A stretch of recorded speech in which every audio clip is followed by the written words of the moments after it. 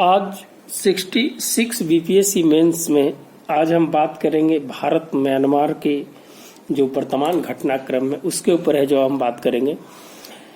आप जानते हैं कि म्यांमार में 1 जनवरी के बाद जो तत्का पलट हुआ, जिसके कारण वहाँ की जो लोकतांत्रिक व्यवस्था थी वो है जो सैन्य हाथों में चली गई और आंग जो सू है उनकी है जो गिरफ्तारी कर है उनको जेल भेज दिया गया। तो भारत और म्यांमार के संबंध में क्या स्थितियां बनती है और ये आने वाला समय का सबसे हॉट टॉपिक है जो GS1 के लिए है, जो बहुत ही इम्पोर्टेंट है।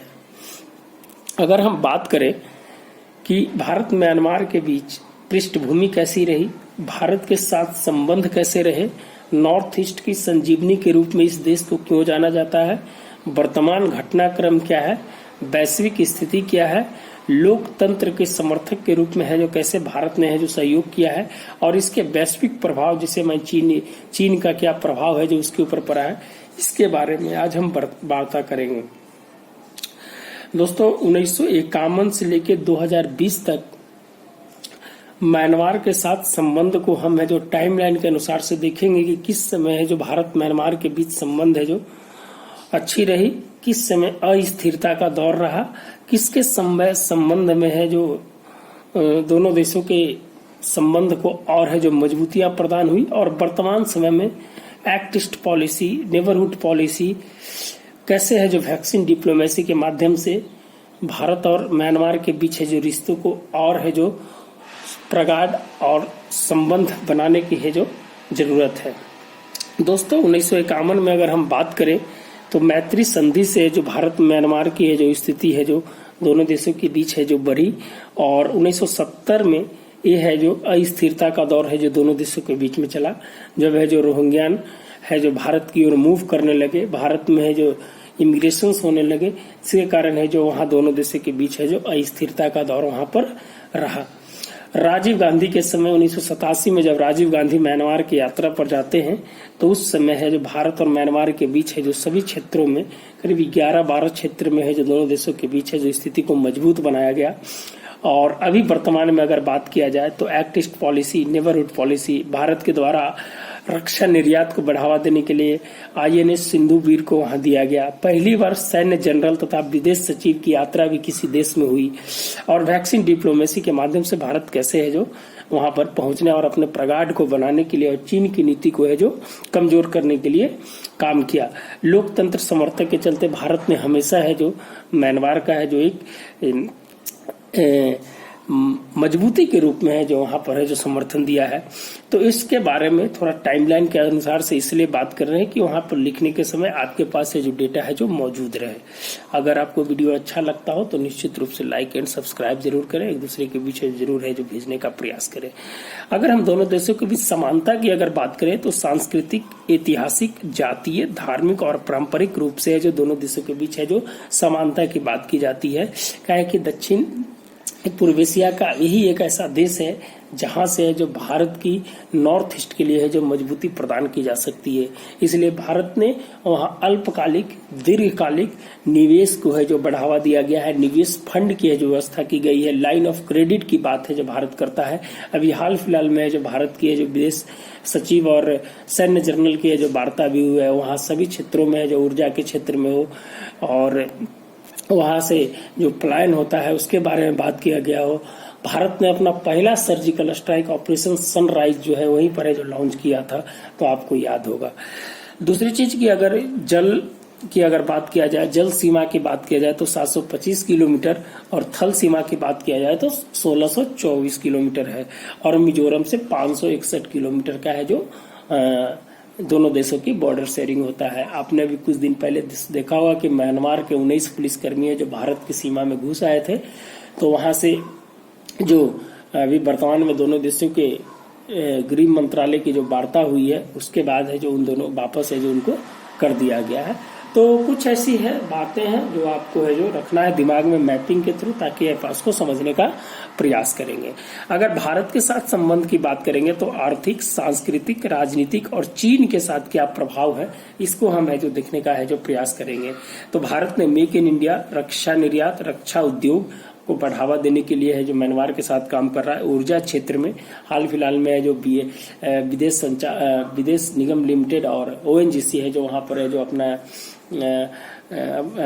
बिजनेस को एस्टेब्लिश कर रहा है, जो ताकि जो म्यांमार को भी है जो इस क्षेत्र में और है जो बढ़ावा दिया जाए। 11 अहम समझौते हैं जो हुए हैं। अब संरचना को बढ़ावा दिया जा रहा है। कालादान प्रोजेक्ट जो बहुत ही इंपॉर्टेंट प्रोजेक्ट है, जिससे जो सीतवे पोर्ट तक है जो जोड़ा जाएगा। निवेश मंच की है जो व्यवस्था की जाएगी।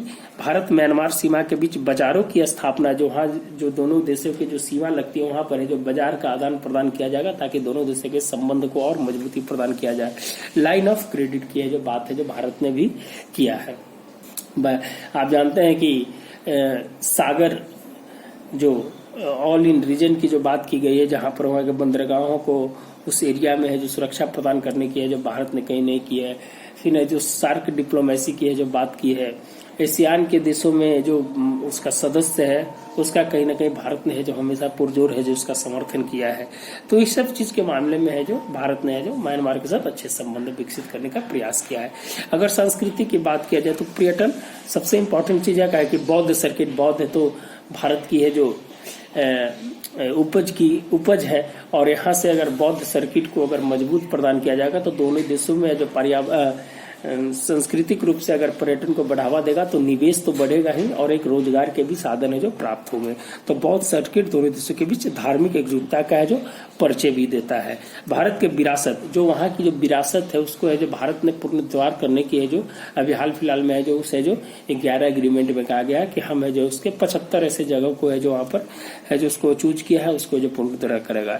थिंक टैंक की अवधारणा पर विकास किया जाएगा। दोनों देशों के है जो इंटेलेक्चुअल जो थिंक टैंक है उनकी है जो मदद ली जाएगी, और कहाँ विकास कैसा करना है, कैसे अवसंरचना को पर्यटन क्षेत्र में बढ़ाना है, दोनों देशों के बीच है जो वार्ता होगी।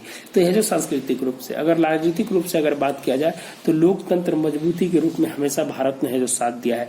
द्विपक्षीय वार्ता है जो भारत ने है जो किया है। एशियान के मंचों पर भी है जो भारत ने है जिसका समर्थन किया है। रेल डीजल इंजन समझौता है जो भारत म्यांमार के बीच हुआ है, और वीजा संबंधी है जो प्रावधान है जो भारत और उसके बीच में हुआ है। तो कुछ ऐसे राजनीतिक पहलू पर है जो भी बात हम कर सकते हैं। अगर चीन की प्रभाव के बारे में अगर बात किया जाए तो उग्रवादी अलगाववादी को रोकना भारत की सबसे बड़ी समस्या है, और उस चीज को जो भारत ने जो अपनी स्तर से जो काम करना है जो, इसलिए ऑपरेशन सनराइज को वहां चलाया जाएगा। और म्यांमार के जो लोकतांत्रिक सरकार थे उन्होंने बोला था कि हम अपनी जमीन को यहाँ पर है जो भारत के खिलाफ यूज नहीं होने देंगे। लेकिन इस प्रकार की जो दोनों देशों की जो गठजोड़ है कहीं ना कहीं है जो सकारात्मक भूमिका में देखा जा सकता है। चीन की डेट ट्रैप पॉलिसी से है जो म्यांमार को बचाना भारत की सबसे बड़ी चुनौती है, क्या कि म्यांमार का जो सीतवे पोर्ट है वो है जो वन बेल्ट वन रोड में है, चाइना ने है जो उसे है जो एक्वायर किया है। तो जो भी है जो उसकी स्थिति है उसको है जो पहुंचने का प्रयास करेगा। क्षेत्रीय संतुलन को बढ़ावा देने के बात किया जाएगा कि किस तरह से क्षेत्रीय संतुलन को है जो बढ़ावा दिया जाए। तो कुछ एक पहलू थे, ये बैकएंड का पहलू था जिसके बारे में है जो हमने आज बात किया। अगर हम दूसरी तरह अगर बात किया जाए तो नॉर्थ ईस्ट के लिए संजीवनी के रूप में कैसे काम करता है, इस पे हम चर्चा करते हैं। नॉर्थ ईस्ट के लिए, भारत का नॉर्थ ईस्ट विकास के लिए महत्वपूर्ण है। आप जानते हैं कि भारत के साथ 18 किलोमीटर का चिकन नेक एरिया लगा हुआ है, और भारत है जो वहाँ विकास है जो नहीं कर पा रहा है। लेकिन भारत है जो उस एरिया में विकास के लिए वहाँ जो दक्षिण पूर्व एशिया के देश है उसके साथ है जो मदद ले रहा है। क्षेत्रीय व्यापार और आवागमन के लिए जो महत्वपूर्ण है जो एरिया है। म्यांमार एक सेतु के रूप में है जो वहाँ पर काम करेगा। व्यापार, पर्यटन, सुरक्षा दक्षिण एशिया तक पहुंच के लिए बहुत ही महत्वपूर्ण है। कनेक्टिविटी, सुलभ संपर्कता के लिए भी है जो नॉर्थ ईस्ट के लिए बहुत ही महत्वपूर्ण है। तो है जो इसके बारे में नॉर्थ ईस्ट के लिए कैसे थोड़ा सा आप है जो वहाँ पर है जो डालने का प्रयास कीजिए, कैसे हम act east policy, neighbourhood policy के साथ है जो काम कर रहे हैं। सबसे बड़ी चीज है कि वर्तमान घटनाक्रम क्या है। वहाँ के म्यांमार के अगर बारे में बात किया जाए तो वर्तमान घटनाक्रम क्या है, तो जो उसके कारण है उस कारण पे चर्चा करेंगे, काहे कि यही है जो मेन मुद्दा है जो वर्तमान समय में है। इसके सबसे ज्यादा जो चुनावी हार हुई है, एनएलडी जो है आंग सू की पार्टी है, और यूएसडीपी है जो वहाँ सैन्य संगठन संबंधित राजनीतिक दल है। पहले वहाँ पर है जो सैन्य शासन था, और उसके बाद है जो अभी है जो 2008 में वहाँ है जो लोकतंत्र बहाल की गई, और उसके बाद जो दोनों देशों के बीच दोनों जो राजनीतिक पार्टियां हैं उस पार्टी के बीच में जो मुकाबला होता है। तो जो पिछले बार जो वहां का जो चुनाव हुआ उसमें NLD party, national league for democracy जो है, यांग सू की पार्टी जो भारी बहुमत से जीती, और यूएसडीपी जो पार्टी है वो पार्टी हार गई। ये है जो कहता है कि चुनाव में धांधली करके है जो इस चीज चुनाव को जीता है, इसलिए है जो यहाँ पर है जो लोकतांत्रिक मूल्यों को नहीं सुना जा रहा, जिसके कारण है जो सन तख्ता पलट है जो किया गया। ये है जो कहा जा रहा है कि ऐसी स्थिति वहां नहीं थी, लेकिन वहां जितने भी जो यूएसडीपी के जो पार्टी हैं वो पहले से सन संगठन में काम कर चुके हैं और उसी में से जो पार्टी को बनाए हैं। और वहां के जो बहुसंख्यक समुदाय हैं, बौद्ध समाज, उनके ऊपर भी कुछ आरोप लगे कि उनसे मिली साठगांठ के चलते है जो इस चीज को है जो वहां पर तत्का पलट में है जो सन शासन की वजह और ज्यादा है जो मजबूती प्रदान हुई। आंग सूची को अलोकतांत्रिक प्रक्रिया का है जो है उन्होंने विरोध किया था। वहां जो सर्वाधिकारवादी जो थे वो है जो टोटलिज्म चाहते थे, तो उसका है जो आंग सू ने है जो उसका विरोध किया था। वो है जो धर्मनिरपेक्षता की नीति पे चलते थे। तो इसके चलते है जो वहाँ कहीं ना कहीं है जो वहाँ जो दूसरे जो और जो बौद्ध समुदाय थे और जो है वो है जो कहीं ना कहीं इनका है जो विरोध करते थे। वो है जो कहते थे हम समानता की बात करते हैं, हम लोकतांत्रिक प्रक्रिया की बात करते हैं। बहुसंख्यक बौद्ध धर्म को उपेक्षित करने का आरोप है जो लगा है।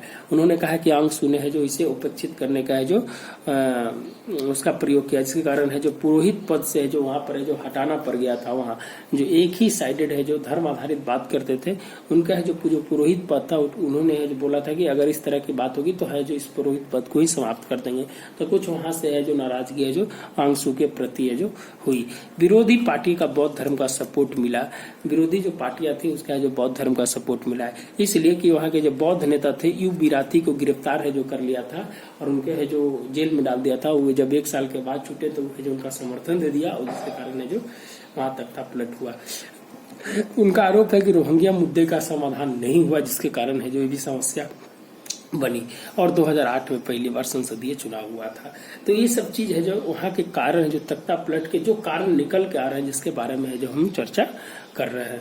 दूसरी चीज, अगर वैश्विक प्रभाव की बात किया जाए तो इस तख्ता पलट के बाद क्या हुआ कि लोकतांत्रिक देशों ने तत्का पलट की निंदा की है। बोला कि एक चुनी हुई सरकार को, नागरिक सरकार को कोई भी है जो सैन्य शासन है जो वहां है जो अपदस्थ नहीं कर सकता है। अमेरिका ने है जो सहायता थी उसको रोक दिया है।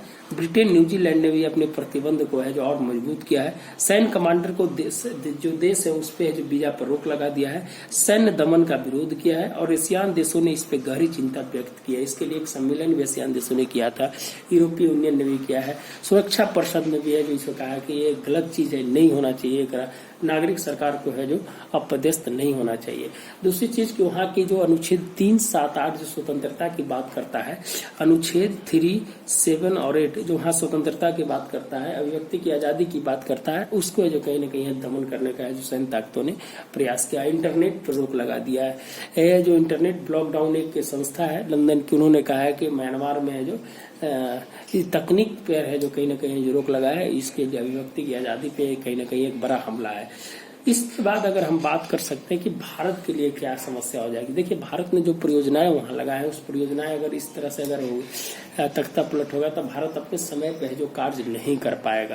इसके कारण भारत की जो निवेश की है जो और सीमा बढ़ जाएगी और भारत को है जो और समस्या का सामना करना पड़ेगा। दूसरी चीज है कि अगर हम ह्यूमन ट्रैफिकिंग की बात करें, वहां पर है जो तस्करी की बात किया जाए तो तस्करी है जो बढ़ जाएगी, ड्रग्स है जो बढ़ जाएंगे, तो भारत के लिए एक चिंता का सब विषय बन जाएगा। दूसरी तरफ नक्सलवाद और उग्रवाद है जो भारत में बढ़ने की समस्या ज्यादा है। दूसरी चीज है कि चीन ने है जो वहां पर है जो इस तरह का है जो सपोर्ट कर दिया है, इसके कारण वहां की स्थिति है जो और कहीं न कहीं जो नकारात्मक हो गई है। तो कहा जा सकता है कि कुछ ऐसे परिप्रेक्ष्य में हम जिस क्वेश्चन को लिखना पसंद करेंगे जहां पर है जो हम सभी मुद्दों को है जो लेकर हम चले। वर्तमान समय में आप जानते हैं कि भारत म्यांमार के बीच संबंध है जो और है जो प्रगाढ़ हुए हैं। अगर ऐसी स्थिति अगर धीरे धीरे बढ़ती जाती तो दोनों देशों के बीच एक सकारात्मक भूमिका है जो रहेगी। अभी कोविड के बाद भारत ने जो वैक्सीन डिप्लोमेसी भारत को है जो भारत ने जो वहाँ भेजे हैं, जो भारत ने कोवैक्सीन है वो है जो वहाँ पर भेजे हैं, तो वहाँ की नागरिक की सुरक्षा, लोकतंत्र की सुरक्षा के लिए भारत है जो हमेशा प्रतिबद्ध रहा है। और दूसरी चीज है कि जो सुरक्षा की अगर बात किया जाए तो सुरक्षा के मामले में जो भारत ने है जो हमेशा है जो उसका समर्थन किया है।